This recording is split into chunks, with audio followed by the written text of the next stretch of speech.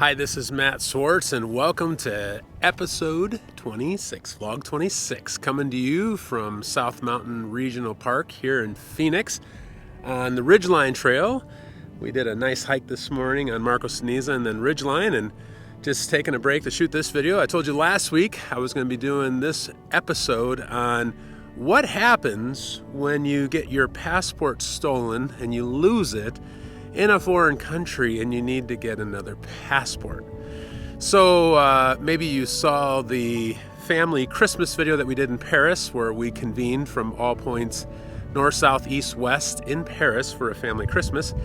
And I don't know if you remember, but last December there was a transit strike, December-January in Paris. And of course, during that transit strike, that meant that when trains were running, they were extremely jam-packed.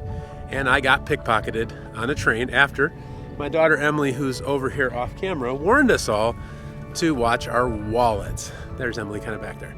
Anyway, but I didn't freak out because, okay, I lost some euros that was in my wallet. But at the end of the day, we were in Paris, and so I knew we were going to be able to go and get another passport because the U.S. Embassy was there. So here's the deal. 3 things on what you need to know as far as to get a passport when you lose your passport in a foreign country. Number 1, always carry a copy of your passport. So just take a picture of it. If you want to carry it on your phone, you're going to have to print it at some point. Or just make a photocopy of your passport, carry that with you, because you need some sort of identification to get into the embassy or consulate. Which leads to number 2, which is even if you're not in a capital city, you can go ahead and find out if there is a consulate in the city that you're in where you can go get it taken care of. Otherwise, you may have to go and actually go take a train ride to go get that.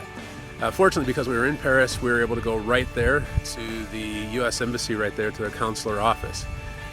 Once we got in through security, because we had a copy of my passport, a couple things that you're going to need to know is, one is you're only going to get an emergency passport there. So it took us about an hour and a half. They had a place to take the passport photo there. They had a computer where you can go fill out the application and print it.